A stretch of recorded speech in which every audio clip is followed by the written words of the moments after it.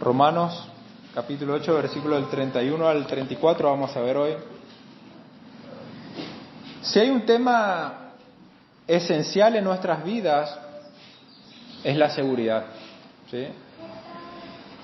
Dígame si la búsqueda de la seguridad de muchas personas son capaces de hacer muchas cosas con tal de tener seguridad en sus vidas, de acuerdo a sus limitaciones, de acuerdo a los recursos. Cada uno busca seguridad para sí mismo y para su familia, ¿sí? Nosotros vamos a dormir y nos aseguramos que las puertas tengan tranca. Si podemos, ponemos rejas en las ventanas. Si podemos, hacemos muros. Nuestros celulares tienen un bloqueo, ¿sí? En todo momento nosotros buscamos tener esa sensación de seguridad en las distintas áreas de nuestras vidas, ¿sí? Aún así, mientras nosotros nos esforzamos para asegurar nuestra seguridad terrenal, la necesidad de sentirnos seguros en cuanto a la vida eterna o en cuanto a la vida venidera es aún mayor. Está en juego no algo temporal, está en juego nuestra eternidad, ¿sí? Es algo esencial.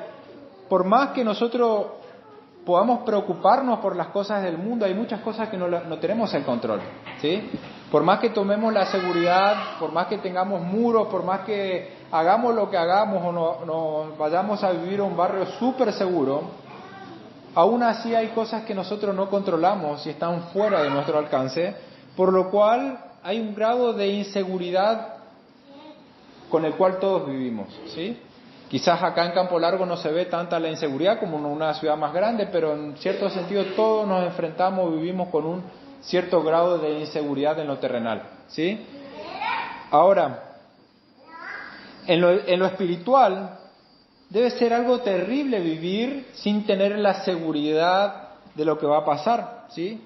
En cuanto a nuestra seguridad, en cuanto a la vida eterna, sí podemos nosotros tener seguridad si nuestra salvación descansa en Cristo, ¿sí? Si nuestro destino eterno depende de alguien que es bueno, bondadoso y es poderoso para asegurarnos la salvación, podemos estar seguros y descansar en Él, ¿sí? Porque Él nos amó, como parte de la alabanza que estuvimos cantando es que estamos seguros porque Él nos amó. Él nos va a sostener porque Él nos amó, ¿sí? El resultado de saber que nosotros estamos seguros para la próxima vida es lo que a nosotros nos da la capacidad para poder sufrir con gozo en los momentos de dificultad. Como decíamos, que vamos a recibir solamente de Dios el bien y no el mal. ¿Cómo vamos a hacer en la escasez? ¿Sí? ¿Cómo hacía Pablo pasando escasez? Supo pasar escasez y tener abundancia. Supo contentarse en todo momento. ¿Cómo pudo hacerlo Pablo? Si no es porque él tenía la seguridad de que en Cristo él estaba seguro, ¿sí? Entonces esa seguridad de estar en Cristo o estar en Cristo nos da la seguridad de que lo eterno es algo seguro en nosotros, ¿sí? Entonces el mensaje en esta mañana tiene por título Seguros en Cristo. Hoy leímos la porción de Romanos que vamos a ver hoy. Leímos desde el 28 hasta el 39, pero en esta mañana vamos a centrarnos desde el último versículo que nos quedamos, el 30, vamos a ver el del 31 al 34, ¿sí? Y el texto destaca la seguridad que nosotros tenemos como creyentes en Cristo. Romanos 8, versículo 1 nos había dicho que ya no hay más condenación para los que están en Cristo Jesús. No hay más condenación. A partir de ahí, Romanos viene enfatizando la obra redentora de Cristo y el ministerio del Espíritu Santo, lo cual a nosotros nos da la garantía y la seguridad de estar en Cristo, de tener una salvación segura, ¿sí? Aunque parece que no hay nada más que agregar a todo lo que ya vino diciendo, es como que si hubiese terminado en el versículo 30 ya tendríamos más que gozo o tendríamos más que suficiente motivo para vivir con gozo el resto de nuestras vidas, en toda circunstancia, en toda situación. Pero aún así, el versículo 31, ¿qué pues diremos a esto? O sea, ¿qué más podemos agregar? ¿Sí? Aunque el texto podría, como dije, haber terminado, Pablo se extiende aún más para dar seguridad a aquellos creyentes que aún dudan de su salvación, ¿sí? Hay creyentes verdaderos que dudan de su seguridad en Cristo. A pesar de estar verdaderamente creyendo en Cristo por causa del engaño, por causa de una mala enseñanza, quizás por su ignorancia están dudando de la seguridad que tienen en Cristo. Entonces Pablo va mucho más allá como un corazón pastoral a darle seguridad a los oyentes, ¿sí? ¿Por qué es importante que nosotros como creyentes tengamos seguridad de la salvación? Evidentemente la respuesta no es que nosotros tenemos que tener seguridad de salvación para poder vivir como queremos y pecar como queremos, es algo que ya dejamos en claro anteriormente, ¿sí? Pero ¿por qué es necesario que estemos seguros de nuestra salvación? Porque estar seguro de nuestra salvación nos da confianza y coraje para poder vivir el resto de nuestras vidas de la manera que agrada a Dios, y cuando vienen las pruebas y cuando vienen las amenazas, ya sean físicas, sean emocionales, nosotros podemos soportarlas con paciencia y con gozo, ¿sí? Por eso es importante que estemos seguros de nuestra salvación, para que con coraje podamos vivir la vida que nos resta, ¿sí? Con coraje podamos asumir desafíos de que no nos importe que las personas se ofendan por causa de nuestra fe, o que nos agredan o que nos persigan por causa de lo que nosotros queremos, ¿sí? Ahora, el primer punto que vamos a ver, versículo 31, nos plantea de que Dios está con nosotros. Si este es el primer motivo de nuestra seguridad, de por qué estamos seguros en Cristo, es que Dios está con nosotros, ¿sí? Versículo 31 dice, Romanos 8:31, plantea una pregunta poderosa y afirmativa. Dice, después de decir, ¿qué pues diremos? ¿Sí? Dice, si Dios es por nosotros, ¿quién contra nosotros? ¿Sí? Fíjense el contraste, si Él es con nosotros, ¿quién puede ser contra nosotros? Y esto no es algo condicional, no quiere decir si Dios está de acuerdo en algo a favor nuestro, ¿quién va a poder ir en contra de nosotros? No es que si Dios llegara a estar a favor nuestro, sino que Pablo está afirmando, es como si él dijese, puesto que Dios está con nosotros, puesto que Dios ya está de nuestro lado, ¿quién puede estar en contra nuestra? O sea, no importa quién venga contra nosotros, Dios está de nuestro lado, ¿sí? O sea, nosotros tenemos que ver que Pablo está resumiendo la salvación en el capítulo 8, y acá lo que Pablo está diciendo, nosotros estamos seguros, nuestra salvación está segura porque Dios está con nosotros. No importa quién esté en contra, no importa qué sea lo que tengamos que enfrentar, Dios está con nosotros, ¿sí? Y eso nos da seguridad a nuestra salvación, nuestro destino eterno. Por lo tanto, el versículo 31, volviendo, ¿sí? ¿Quién contra nosotros? Como creyentes, Dios está con nosotros. La peor cosa que una persona podría escuchar es que Dios está en contra suya, ¿sí? No hay nada peor que saber que Dios está en contra nuestra.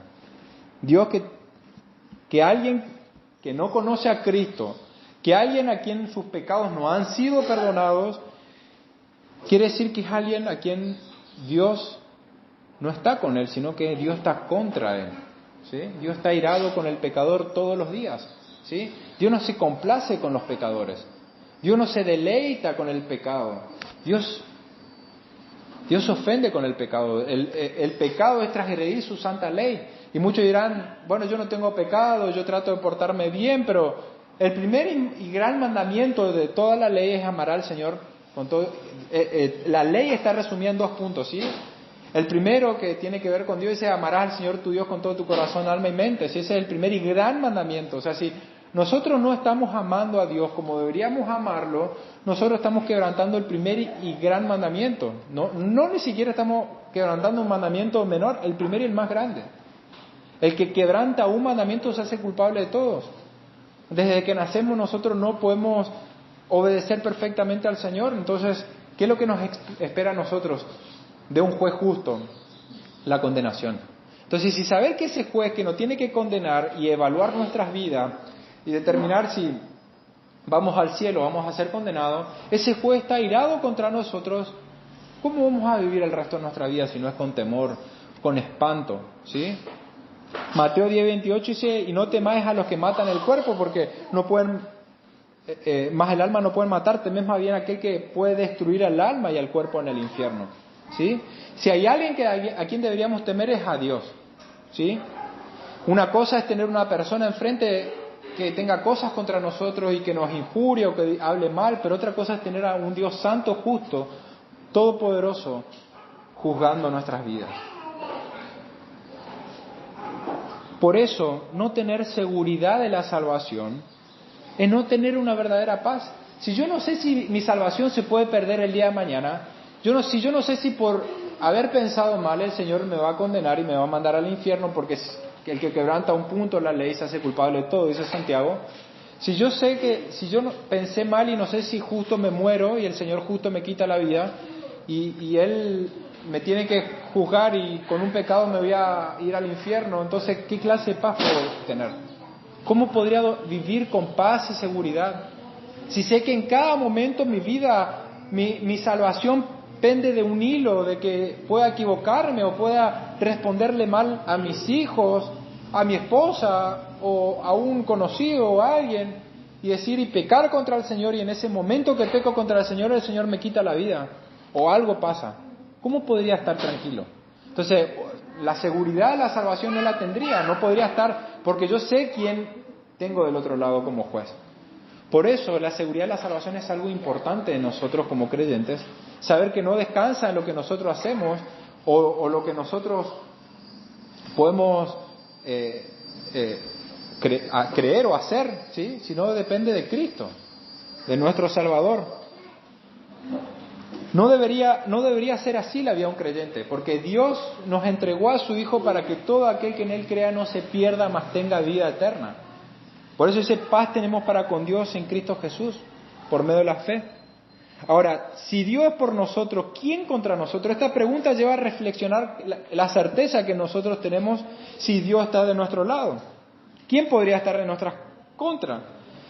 Ahora, muchas veces así, bueno, ¿quién puede estar en nuestras contras? Yo sí sé que hay personas que están en contra mía, ¿sí? Fulanito está en contra mía, mi mamá está en contra mía, mi prima está en contra mía, y podemos empezar a nombrar a mi vecino o a alguien. Ahora, ¿qué quiere decir el texto? ¿Quién está contra mí? ¿Quiere decir que no vamos a tener problemas nosotros en la vida? ¿De que nadie nos va a perseguir? ¿Que vamos a tener una vida sin adversidad, sin lucha, sin dificultades, sin enfermedad? Quiere decir que vamos a tener un jefe y el jefe no va a estar en contra de nosotros, porque si Dios está con nosotros, ¿quién va a estar contra nosotros? El jefe no nos va a hacer la vida imposible. Un profesor no nos va a hacer la vida imposible. ¿Eso quiere decir las Escrituras? Claramente no quiere decir eso. Nosotros no debemos interpretar el amor de Dios conforme a las circunstancias. No podemos, si nosotros estamos atravesando por momentos difíciles, no podemos cuestionar de que Dios nos está amando o no nos está amando. ¿Cómo tenemos que evaluar el amor de Dios? En base a las Escrituras, en base a Romanos 8, todo lo que venimos viendo acerca del amor de Dios. Romanos 8, 31, de que Dios está con nosotros. A la luz de eso tenemos que evaluar. Muchas veces atravesamos situaciones difíciles y no es castigo del Señor. Muchas veces nuestras situaciones que atravesamos son cosas propias de nuestras propias decisiones, que Dios, a pesar de todo, la va a encaminar para bien, pero son consecuencias de nuestras decisiones muchas veces. O de la situación del país que nos toca vivir. Estamos viviendo una situación económica difícil. Y es la situación que nos toca como país. Pero Dios va a encaminar todas las cosas para nuestro bien, ¿sí? Entonces, el amor de Dios se fundamenta en el Evangelio, de que nosotros estamos perdidos, habíamos pecado contra Dios, habíamos quebrantado su ley, estábamos sujetos a su juicio, y aún así Él nos amó. Él entregó a su Hijo como sacrificio por nosotros para liberarnos de la condenación que nosotros teníamos. Jesucristo, Él es que estableció la paz con Dios. Y por eso podemos tener paz, porque Él hizo las paces entre Dios y nosotros. Entonces, en últimas instancias, la seguridad de la salvación no depende de nosotros, sino de Cristo. Y cuando hablamos de que no podemos decir de que, al afirmar de que ¿Quién es contra nosotros? No podemos decir con eso que no vamos a tener oposición. Cuando les dije eso, fíjese que 2 Timoteo 3:12, lo pueden anotar, lo buscan después, dice, y también todos los que quieran vivir piadosamente en Cristo Jesús, ¿qué van a padecer? Persecución. Ah, no, pero Romano me dice que ¿quién va a ser contra mí? Y acá está diciendo, ¿se contradice la Biblia o la estamos interpretando mal? Lo más seguro es que lo interpretamos mal al pensar de que cuando dice nadie o quién contra nosotros, y lo malinterpretamos pensando que no vamos a tener momentos de dificultad. Acá dice claramente que vamos a tener persecución si queremos vivir piadosamente. Personas se van a oponer cuando nosotros queremos vivir conforme a la ley de Dios. Fíjense los versículos 35 y 36 que habla, muchos cristianos atravesaron mucha oposición por parte de la carne, del mundo, de Satanás, y fíjense lo que dicen. El versículo en Romanos 8, ¿sí? Tribulación, angustia, persecución, hambre, desnudez, ¿sí? No tenía ni para vestirse, peligro, ¿sí? La inseguridad de su vida corría constantemente, peligro de espada. ¿Cuántos hermanos murieron? Pero, ¿qué 2, 3 versículos atrás dijo, ¿quién contra nosotros? Después está diciendo tribulación, angustia, además, dice el 36, como está escrito, por causa de ti somos muertos todo el tiempo, somos contados como ovejas del matadero. Pero, ¿para qué quiere decir entonces que Dios está con nosotros? Y al fin y al cabo, muchos hermanos pasaron tribulación, angustia, hambre, desnudez, fueron muertos, corrían peligro su vida constantemente. A pesar de las circunstancias, volviendo al punto que dije anterior, a pesar de las circunstancias, nosotros tenemos que confiar que Dios está con nosotros, ¿sí? A pesar de las circunstancias. Por lo tanto, el versículo 31 no quiere decir que no vamos a poder enfermarnos o pasar situaciones difíciles o desagradables, o que nadie va a poder hacernos daños. El punto es que nadie puede estar exitosamente en nuestra contra. Nadie puede salirse con la suya y frustrar el plan que tiene Dios para con nosotros, ¿sí? A pesar de que las personas puedan hacer cosas malas para nosotros, a pesar que la situación del mundo haga que la situación difícil que atravesemos sea dura, a pesar de que Satanás se ensañe con nosotros como lo hizo con Pedro, aún así Dios lo va a encaminar para nuestro bien. Estamos seguros, Dios está con nosotros, no importa. Estamos pasando momentos difíciles, confiemos en esta palabra que nos da seguridad, Dios está con nosotros. No importa, Satanás no va a poder cumplir su propósito en contra de nosotros, Dios lo va a encaminar para bien, como dice Génesis 50, ¿sí? José le dice a su hermano, ustedes planearon el mal para mí, pero Dios lo encaminó para bien. Por eso Hebreos 13:6 dice, de manera que nosotros podemos decir confiadamente, el Señor es mi ayudador, no temeré lo que me pueda hacer el hombre. No temeré lo que me pueda hacer. Dios está a nuestro favor. Eso tiene que darnos paz. Dios tiene el control de todo y nada puede pasar sin su permiso. Por otro lado, no es que nosotros tenemos que ignorar las situaciones difíciles. Nosotros tenemos que estar alerta. No tenemos que ignorar nuestros problemas, ¿sí? Total, Dios lo va a encaminar para bien. No, tenemos que preocuparnos. Si hay manera de buscar si estamos pasando persecución y podemos encontrar una manera de dar seguridad a nosotros, a nuestra familia, vamos a darlo.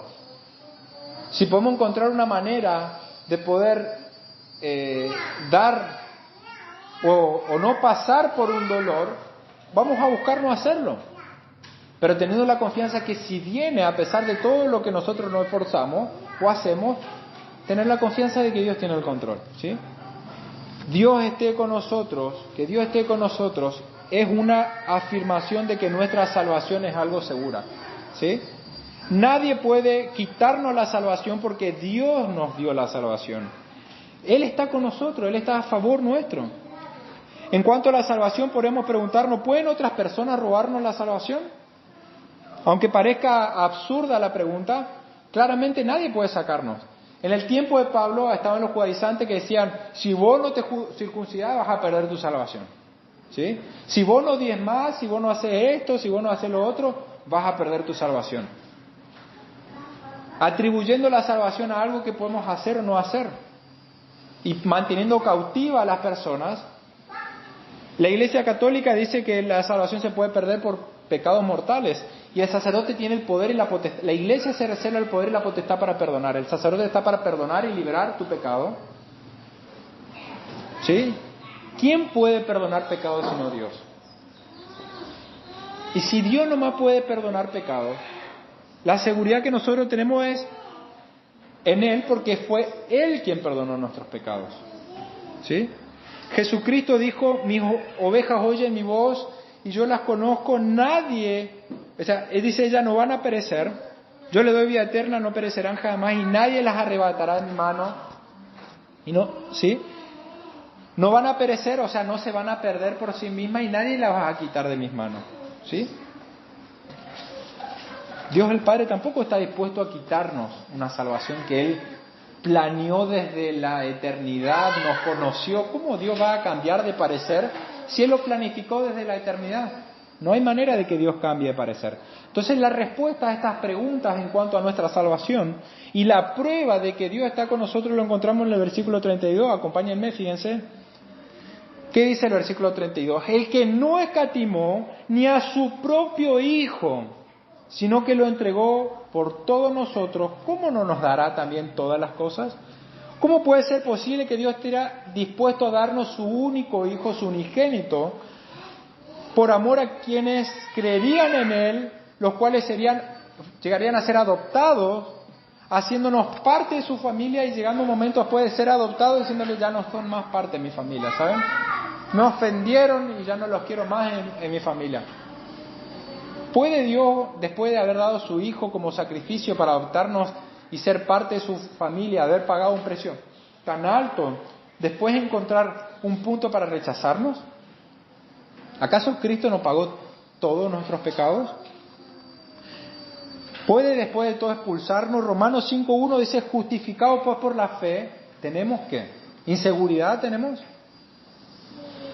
Tenemos paz para con Dios por medio de Cristo,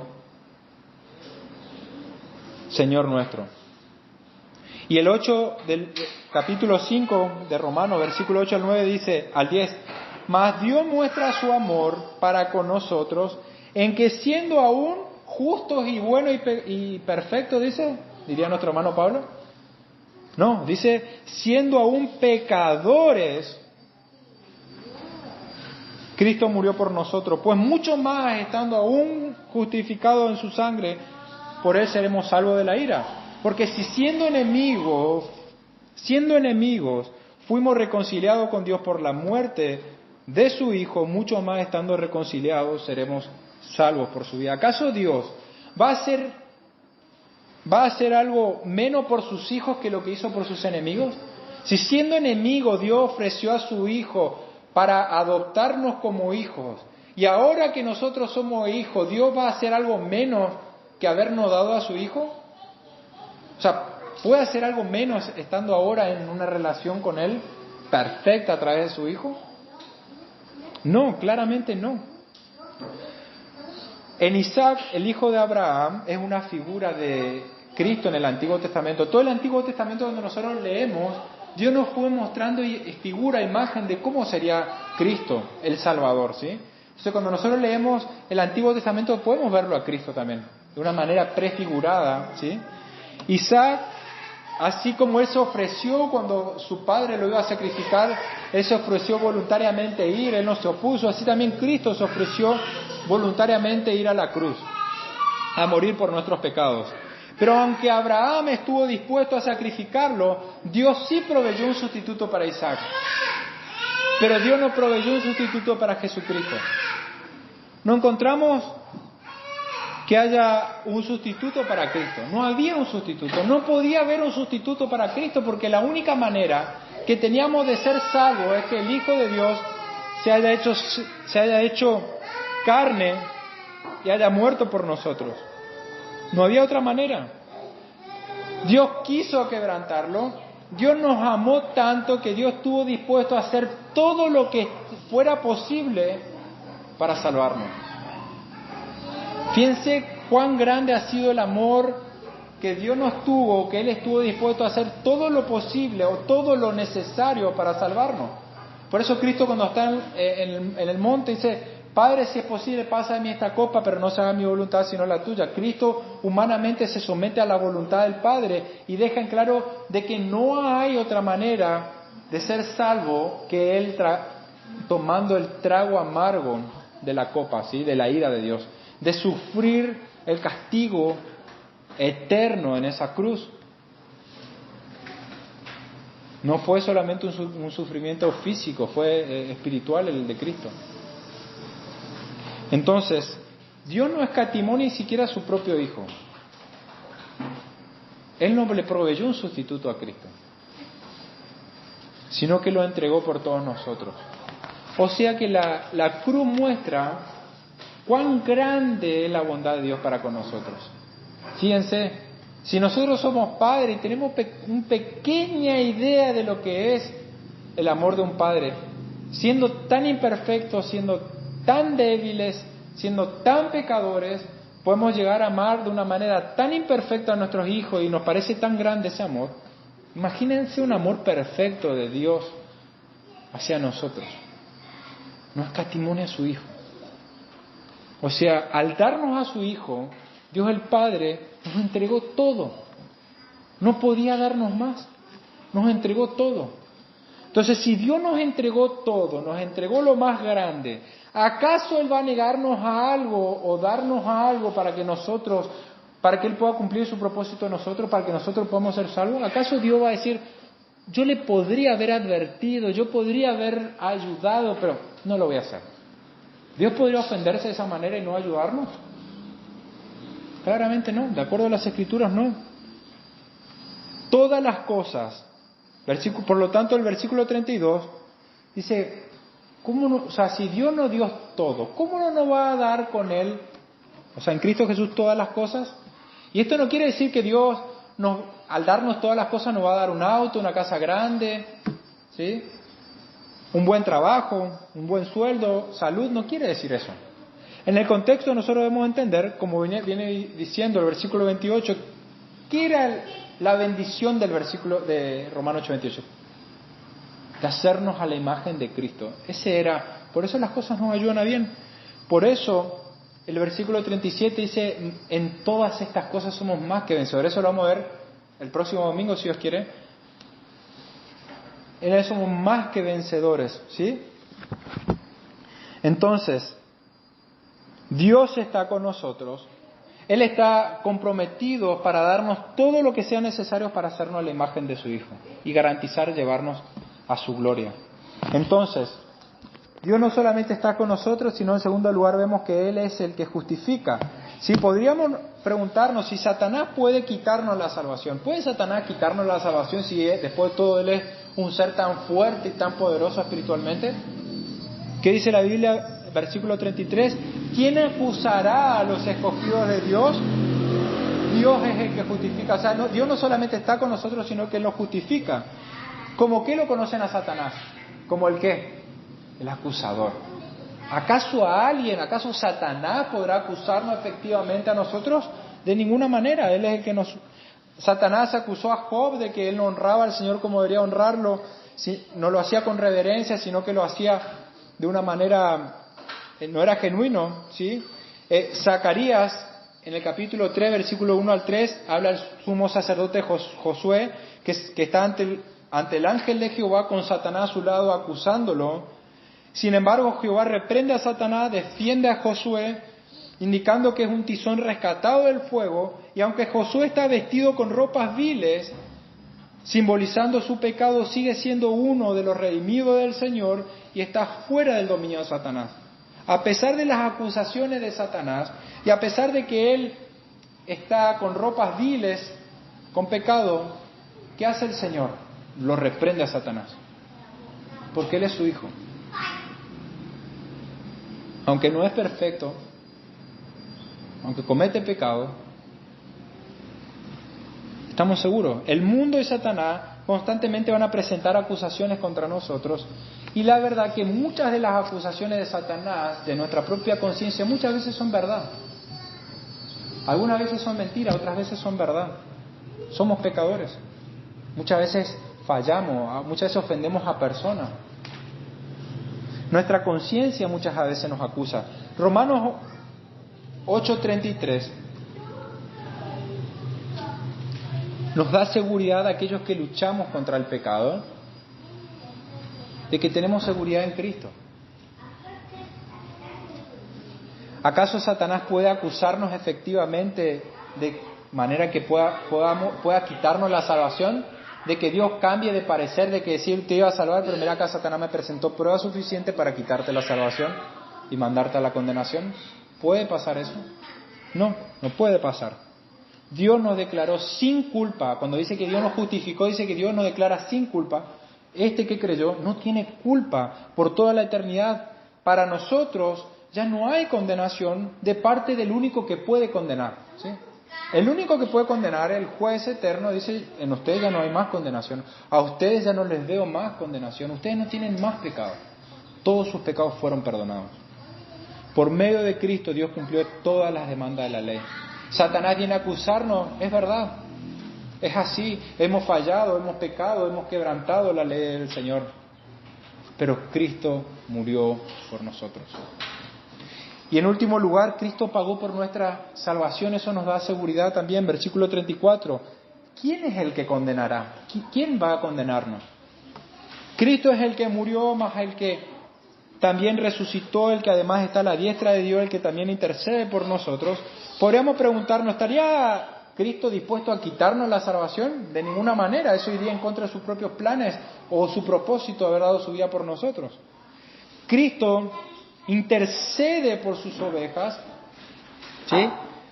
De manera que nadie las puede arrebatar de su mano. O sea, no es que Cristo vino a morir por nosotros, sino que su obra de salvación terminó, su obra de redención fue consumada, pero aún su ministerio continúa intercediendo por nosotros. Hasta que nosotros nos encontremos en su gloria, Él va a interceder ante el Padre y sabemos que el Padre le escucha al Hijo. Tienen una misma voluntad. ¿Sí? Entonces, hay 4 realidades. Cristo murió por nosotros, dice. Cristo cargó en su cuerpo, Él pagó nuestro pecado. Él sufrió la condenación que nosotros merecíamos. Por eso fue necesario que el Hijo de Dios se haga carne, porque alguien como nosotros tenía que pagar por lo que hicimos. Y ese es Cristo. Cristo se humilló al hacerse como nosotros, un ser humano. Pero lo hizo porque nos amó. Por eso Hechos 4:12 dice, ningún otro hay salvación, ¿sí? No hay otro nombre dado a los hombres en quien podemos ser salvos, sino solamente en Cristo. Cristo resucitó. ¿Qué quiere decir que Cristo resucitó? No solamente, como venimos viendo en todo Romanos 8 acerca de la justificación, no es la primera vez, en todo Romanos venimos viendo. Ahora, ¿qué quiere decir que Cristo resucitó? Es la garantía de que el pago por nuestros pecados fue aceptado. Si uno intentara ir al supermercado, intentara pagar, imaginen que vamos a llevar un montón de mercadería y digo, este papel, acá dice 100,000 pesos, tome, yo me llevo esto. ¿Alguien va a dar un ticket como garantía de que nuestro pago fue aceptado? No. Si nosotros le damos el papel y salimos en la puerta, como pasa en el Diarco o en algunos otros lugares, hay alguien controlando en la puerta, va a decir, mostrame tu ticket a ver qué es lo que pagaste, ¿sí? Y va a empezar a mirar y no tenemos ni siquiera el ticket que garantiza el pago por nuestros productos. Pero si nosotros sí pagamos efectivamente, tenemos un ticket que garantiza que el pago que nosotros hicimos fue efectivo, ¿sí? Entonces, de acuerdo a esto, la resurrección de Cristo es como el ticket que emite Dios para garantizar que el pago por nuestros pecados fue hecho, ¿sí? Es el ticket que garantiza nuestra salvación, es que Cristo resucitó. Esa es la garantía que nosotros tenemos. Dice Romanos 4:24, como habíamos visto anteriormente en la serie, el cual fue, o sea, hablando de Cristo, entregado por nuestras transgresiones, ¿sí? Él fue entregado por nuestra deuda y resucitó para nuestra justificación.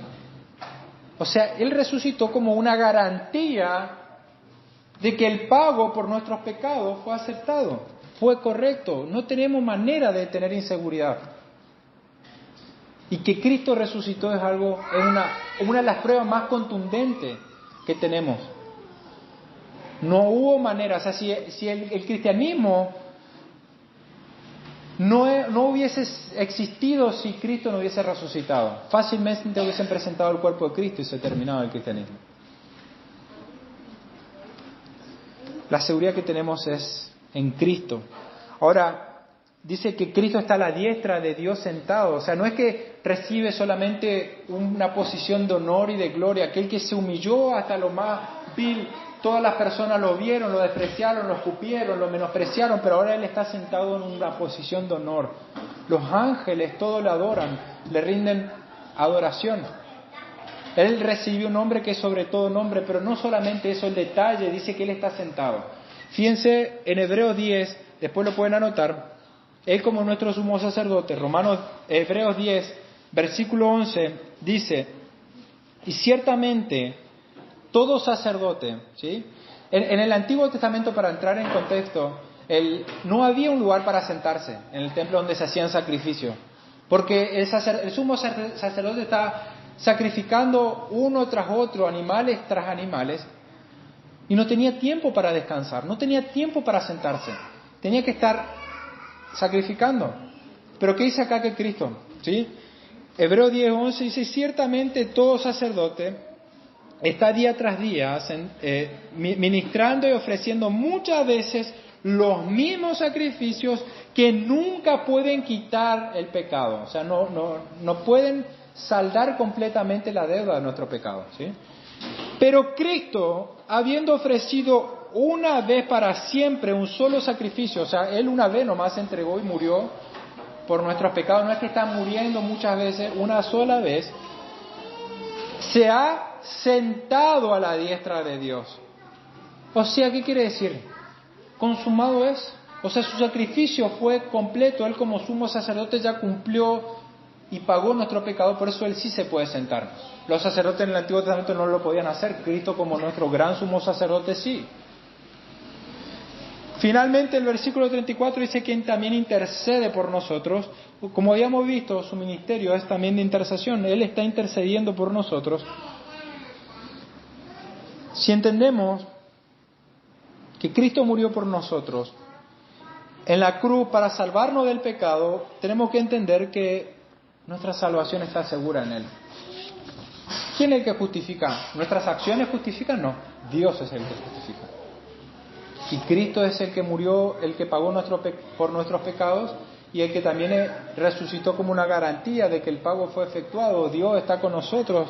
Entonces, si creemos de que Dios nos amó a tal punto cuando nosotros todavía no éramos pecadores, perdidos, y mandó a su Hijo a morir por nosotros, ¿cómo vamos a creer que después de eso vamos a perder la salvación? Si Cristo tuvo poder para redimirnos de la esclavitud del pecado, ¿cómo no va a tener poder para mantenernos? Cristo es un sacerdote perfecto que ofreció un sacrificio por nosotros. Entonces, negar la seguridad de la salvación es negar la enseñanza de las Escrituras, entender mal cuál es el propósito de Dios, entender mal el corazón de Dios, entender mal el don de Cristo, entender mal el significado de la cruz de Cristo, entender un mal significado de la salvación. Juan nos dice que si nosotros pecamos, y esta es la seguridad que nosotros tenemos un abogado para con el Señor.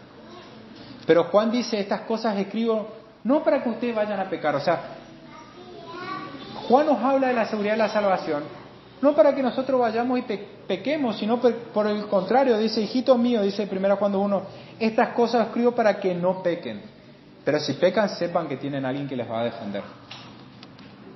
Pero le escribo para que no pequen. La seguridad de la salvación es así. El Señor nos habla de la seguridad de la salvación para que nosotros podamos enfrentar los desafíos de la vida con coraje, con valentía como hijos de Dios, sin temor, enfrentar las dificultades, no para pecar, sino para que tengamos coraje y podamos enfrentar los desafíos. Lo que resta de nuestra vida en la tierra, Cristo va a garantizar nuestra salvación. Ahora, mi pregunta final acerca del mensaje de esto, quiero finalizar con una pregunta. ¿Qué produce en vos saber de la seguridad de la salvación? ¿Tu seguridad tenés seguridad de salvación?